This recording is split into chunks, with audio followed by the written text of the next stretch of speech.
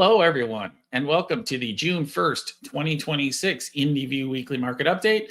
I'm Jeremy Bryan, and this is powered by IndiWealth. We took a little hiatus last week. It was Memorial Day weekend, which is, to me, the unofficial kickoff of summer. So we took a little time away, but we're back, and now we're going to have those hot button market issues, and we're going to start right now.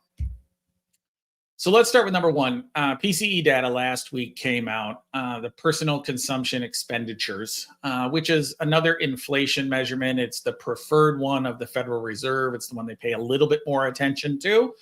But it's telling the same story that Consumer Price Index, or CPI, is saying, is that inflation is accelerating. So the core data was up 3.3%. That's the highest in the last 2 years. And headline data was up 3.8% because of the rising oil prices. So again, telling the same story is that it was relatively within the bounds of expectation.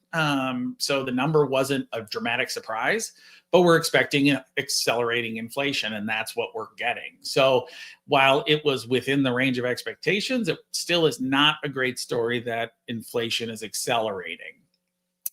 This week, we're going to have jobs. So the consensus for this week's jobs report is for 90,000 jobs growth. And again, we're kind of in that slower growth element. We've been beating a little bit here recently as that numbers have been coming in above expectations.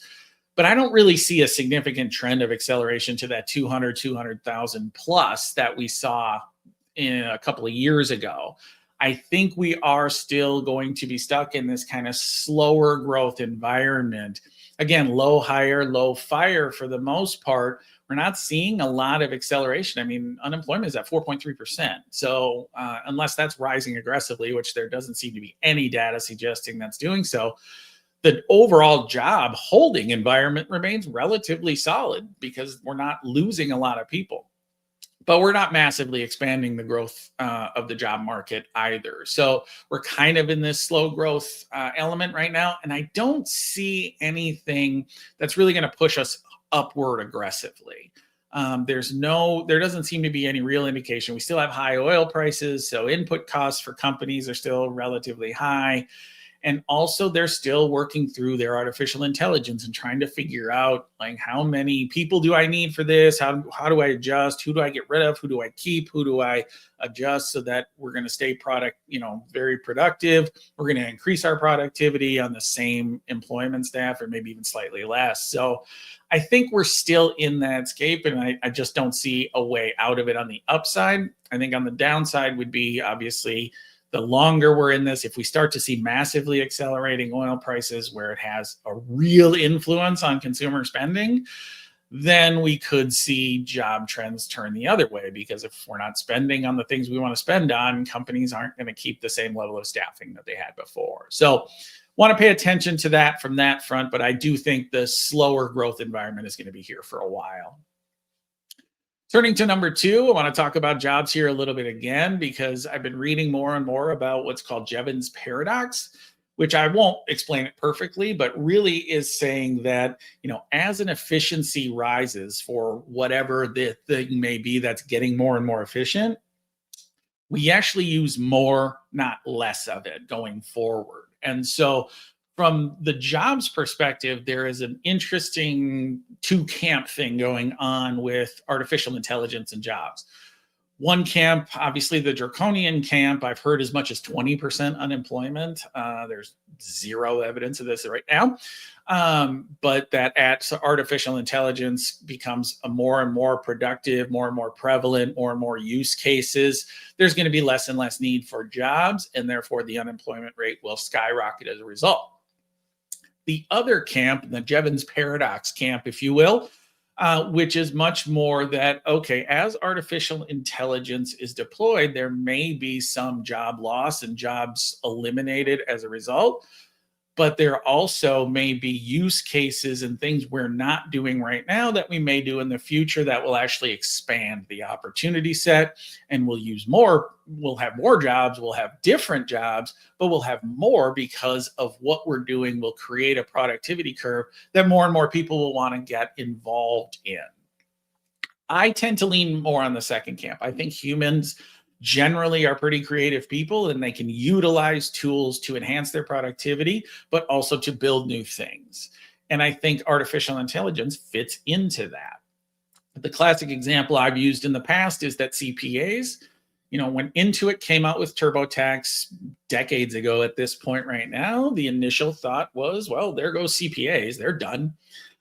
There are more CPAs now than there were the time TurboTax launched. What happened was traditional CPAs, the ones that, or traditional accountants, the ones that all they did was fill out 1040s all the time, and that's really all they wanted to do, and they wanted to build a career around that.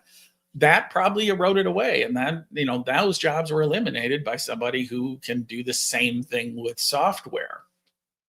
But humans evolved and CPAs evolved, and they evolved into business valuation, using the data to analyze to make things more productive and better for their clients, whether those are individuals or whether those are businesses.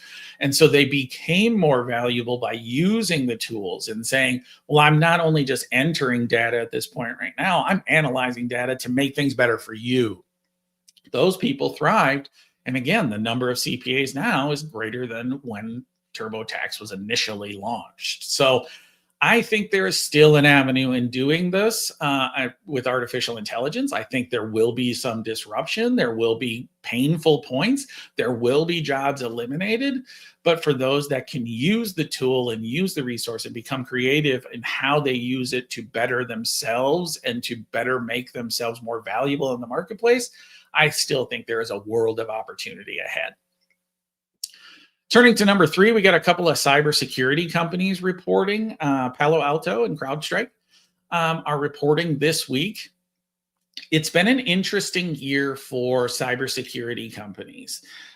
So if you looked at the end of March, so the year-to-date performance from January 1st to the end of March, Palo Alto and CrowdStrike were down 15, 18, almost 20% during that period of time.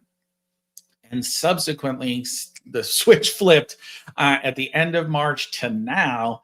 Now, year-to-date performance, both are up nearly or above 60%. They're right around that same area. So they've been really kind of trending together. But both have had a substantial re-rally from March until now. And I mean, incredible rally, to be completely honest with you. Our stance here on cybersecurity companies has been pretty well known, is that, I think that cybersecurity is just going to be, it's the one area where IT professionals, I would say artificial intelligence is the one area they want to spend the most on. I would say cybersecurity is the area where they have to spend the most on. And especially now with artificial intelligence, the people that are trying to do bad things to these companies are going to have a tool and a method to become more creative, better, faster at doing these nefarious things, that cybersecurity is going to have to continue to be a bigger and bigger portion of spend. I still think that escalator just goes one way. At this point right now, I don't see anything that would suggest that cybersecurity budgets are going to get significantly lower. Now, that doesn't mean one company may lose to another company. That's absolutely the case. Market share changes all the time within these groups, and the things they have to secure can change over time, and who's good at it and who's bad at it can really dictate the price of these. But if you're looking at a sector about who has a natural tailwind to it, I think these cybersecurity companies really do fit that mold. And the subsequent rally, we'll see if the numbers back up what the subsequent rally has been. But overall, I still think that just from a business perspective, these have a natural tailwind that I don't see changing anytime soon. Lastly, on number 4, and I talked about this in the introduction a little bit, is that last week, I consider Memorial Day weekend kind of the unofficial kickoff to summer. So some of kids are already out of school. Some of them, like my kids, this is their last week of school before summer kicks off. But also just from a weather perspective, things you want to do for your house, things you want to do for your lawn, the summer just really kind of kicks in after Memorial Day. And so again, that was part of my hiatus last week, is I wanted to start enjoying the summer and start enjoying what's going on, because the weather here in Minnesota sometimes is pretty awful.